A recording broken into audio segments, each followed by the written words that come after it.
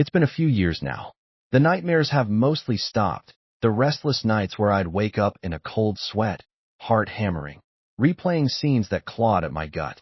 Now, when I open my eyes, the morning sun streams through the window of my small Portland apartment, painting warm stripes on the faded rug, and there's just peace. A quiet, profound peace I never thought I'd feel again. I make coffee, listen to the river from my balcony, and sometimes, if I'm honest, I just sit there and breathe, remembering what it felt like when breathing itself was a chore. That was the year. The worst year of my life. The one that took everything, stripped me bare, and then left me in the dirt, wondering if I'd ever stand again.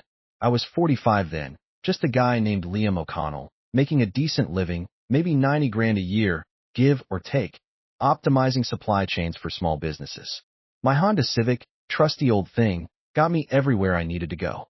My one-bedroom place, filled with books and maps and the smell of decent coffee, felt like a sanctuary. I loved what I did. I loved helping the local bakery get their ingredients fresher, the independent bookstore get their new releases faster, the artisan craft brewery streamline their distribution. It wasn't glamorous, but it was honest, it was efficient, and it made a tangible difference in my community. I valued connection, integrity, and seeing my clients thrive. I thought, for a long time, that I had found someone who valued those things too. Chloe Vance. God, even her name echoes with a certain sharp, elegant cut in my memory. We met at a local business expo, a networking event I usually dreaded.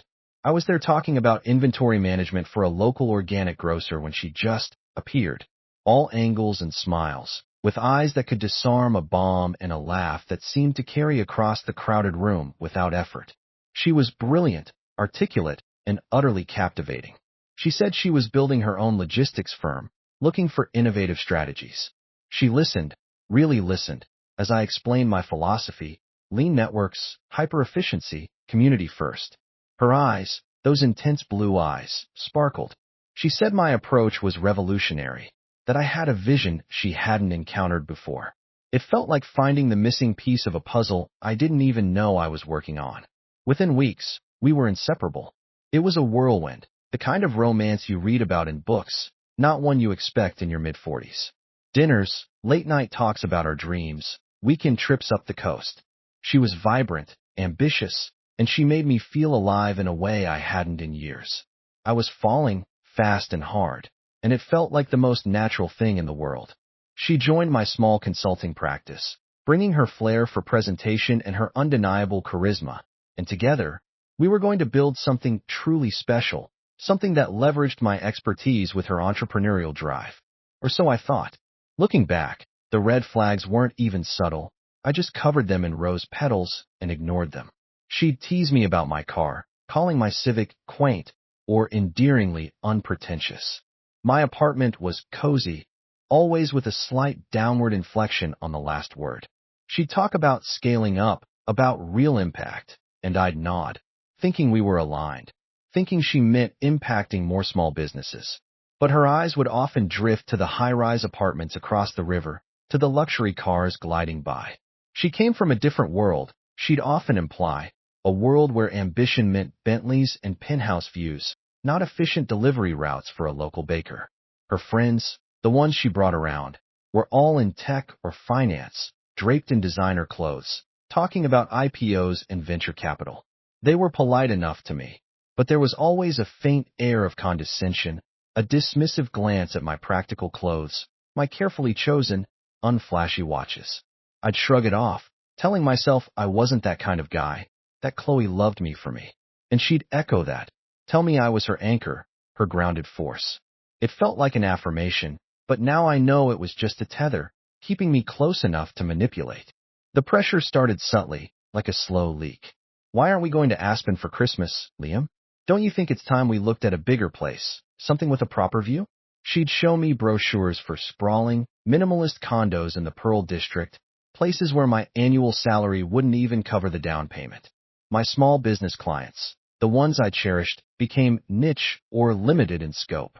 Her new connections, the high-status people, began to appear more frequently in our social calendar.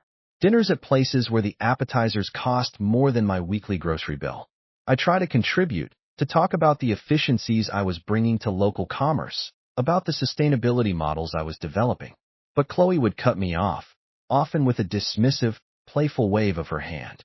"Liam's a master of the microscale," she'd say, a saccharine smile plastered on her face as she addressed her friends. "He loves optimizing routes for artisanal jam makers. Bless his heart.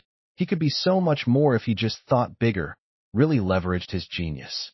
Her friends would offer polite, knowing smiles, and I'd feel a slow burn of humiliation creep up my neck. I loved what I did. I believed in it. But in that room, surrounded by their expensive perfumes and their detached amusement, I felt like a foolish child. She made me feel small, insignificant, like my life's work was a quaint hobby. She would later console me, tell me they just didn't understand my vision, but the damage was done. My confidence, once solid, was beginning to erode. I started questioning my own ambition, my values. Was I holding her back? Was I truly too small-minded? The insidious whispers began to take root in my head. Then came the real push. She started talking about consolidation. My existing network, she argued, was too fragmented, too inefficient on a larger scale. "Imagine, Liam," she'd say, her eyes glowing with a predatory gleam I now recognize. "If we could bring all these small clients under one umbrella. Think of the buying power, the collective leverage. We could offer them even better rates, and we could finally get the capital we need to expand." It sounded so logical, so appealing, especially coming from someone I loved and trusted implicitly.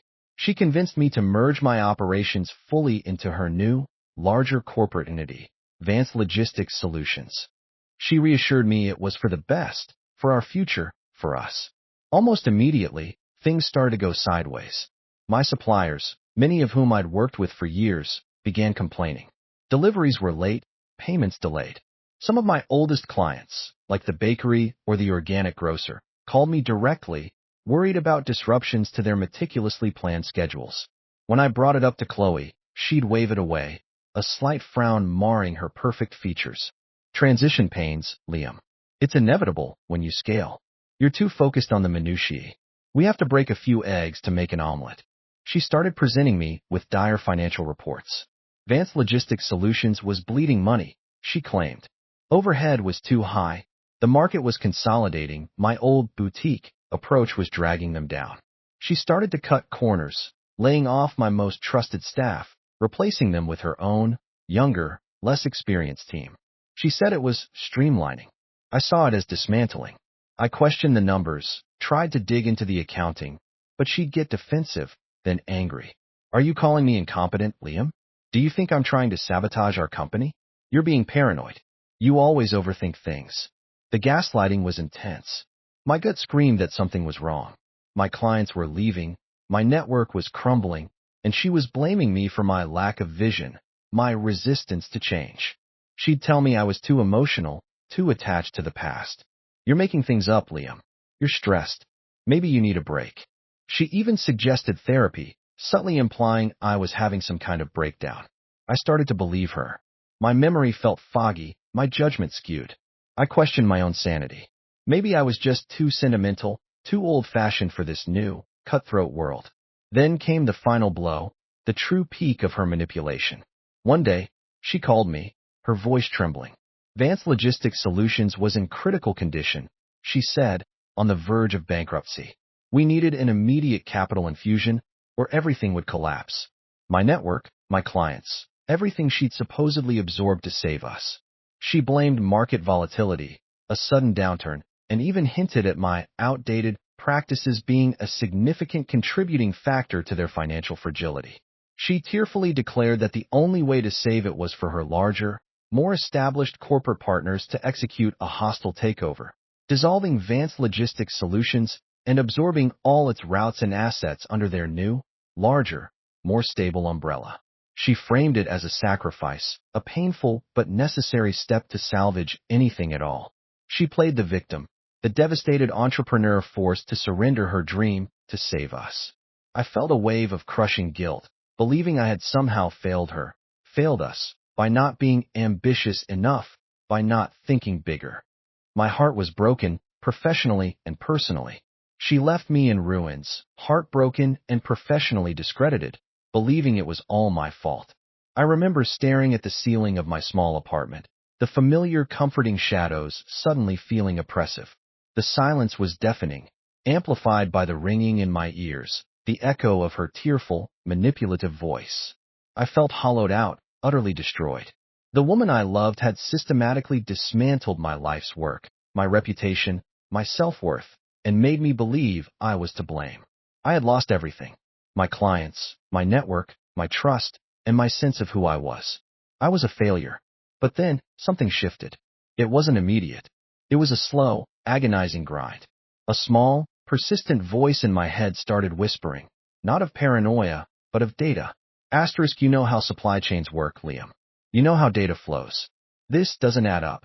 Asterisk, the emotional haze began to clear, replaced by a cold, analytical dread. The guilt still gnawed, but beneath it, a tiny flicker of defiance sparked. I wasn't just some knave romantic. I was a damn good supply chain optimization expert. My job was about uncovering inefficiencies, tracking anomalies, connecting disparate data points. I knew how to follow a trail. I stopped being a victim that day. I started being a professional. My first step was to discreetly reach out to a few of my oldest, most trusted small business clients. The ones Chloe had supposedly been unable to save. The ones whose routes were now part of her larger, exploitative corporation. I told them I was doing an independent audit, trying to understand what went wrong. I asked for their recent delivery logs, their payment histories with Vance Logistics Solutions, their current contractual agreements. They were confused, but most of them, knowing my integrity, agreed. Then I went to work. I still had access to old system logs from when Chloe and I had been partners before her corporate takeover. These weren't the sanitized financial reports she'd presented. These were the raw data streams, tracking numbers, shipment manifests, warehousing reports, driver schedules, supplier invoices. My world was data. My brain, once clouded by emotional pain, began to click into gear. I went through everything, painstakingly, for weeks. Sleepless nights were spent hunched over my laptop, the screen illuminating my grim face. I was looking for patterns, for discrepancies, for anything that deviated from optimal flow. And I found it. Oh, I found it. It wasn't a sudden, dramatic reveal, but a slow, horrifying accumulation of undeniable facts. Small diversions at first, then larger and larger ones. Resources meant for my clients, specific types of packaging, specialty ingredients, even entire delivery trucks and drivers, were being systematically rerouted. Not to save money, not to increase efficiency, but to serve her own burgeoning, high-profit corporate clients. She was using my established network, my trusted relationships, my meticulously designed routes, to siphon off resources for her own new ventures, deliberately starving my small business clients. Their financial distress wasn't a market downturn, it was a manufactured crisis. She had bled them dry, undermined their operations, and then used their manufactured failure as justification for her hostile takeover, absorbing them for pennies on the dollar into her new, larger corporation. She hadn't just absorbed them, she had cannibalized them. The truth hit me like a physical blow. The missing funds, the delayed payments, the unhappy suppliers. It wasn't incompetence, it was malice. She had systematically, deliberately sabotaged my network, my clients, and my business. Every tearful apology, every gaslit argument, every accusation of my paranoia, it was all a calculated lie. My stomach churned, a bitter bile rising in my throat. I felt a cold, furious rage settle in my bones, replacing the despair. This wasn't just about me. This was about dozens of small businesses, families, livelihoods. I stopped crying that day. The emotional collapse was swift and brutal, a gut-wrenching realization of just how thoroughly I had been played, how completely I had misunderstood the person I loved. I dry heaved over the toilet, the image of her face, twisted in a mask of concern as she delivered the final, crushing news, flashing before my eyes. My body trembled, cold despite the summer air. But then, the coldness spread. It wasn't fear, not anymore. It was clarity. A cold, hard, calculated awakening. The grief was still there, a dull ache, but it was overshadowed by a burning sense of injustice and a terrifying resolve. Chloe Vance hadn't just broken my heart. She had stolen my legacy and destroyed the trust one had built with my community. And she would pay, not with an emotional confrontation, not with angry words, but with the precise, methodical deconstruction of her own carefully constructed empire. I understood then what nuclear revenge meant. It wasn't about hurting her. It was about ensuring she reaped exactly what she had sown. And I wouldn't confront her. Not yet. I would watch, I would wait, and I would plan. I spent the next few months meticulously documenting everything, building an iron-clad case of her deception, preparing for the perfect moment. I knew the unique logistical dependencies of every single one of my original small business clients. I had designed those networks, those specific, intricate routes and supplier relationships. They were etched in my mind, a complex tapestry of data points and physical locations. I knew exactly where Chloe's consolidated, overly centralized system was weakest. I knew its pressure points, its chokeholds. I saw her growing empire on the news, in business journals.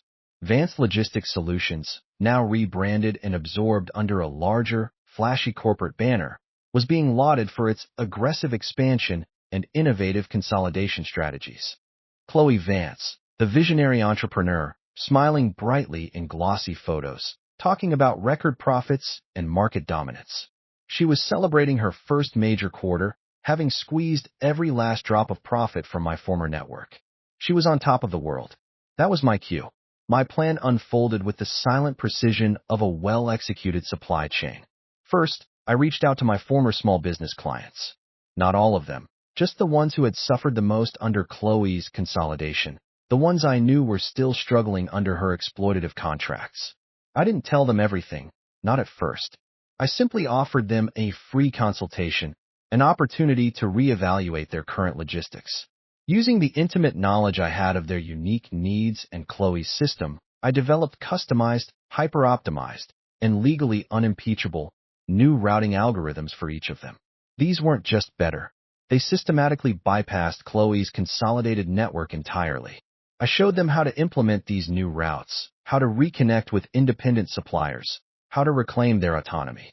It was quiet, surgical, and effective.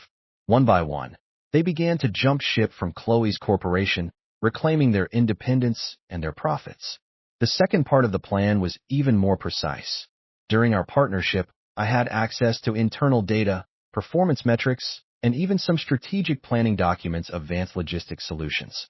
I knew its true costs, its hidden inefficiencies, the fragility of its overly centralized operations.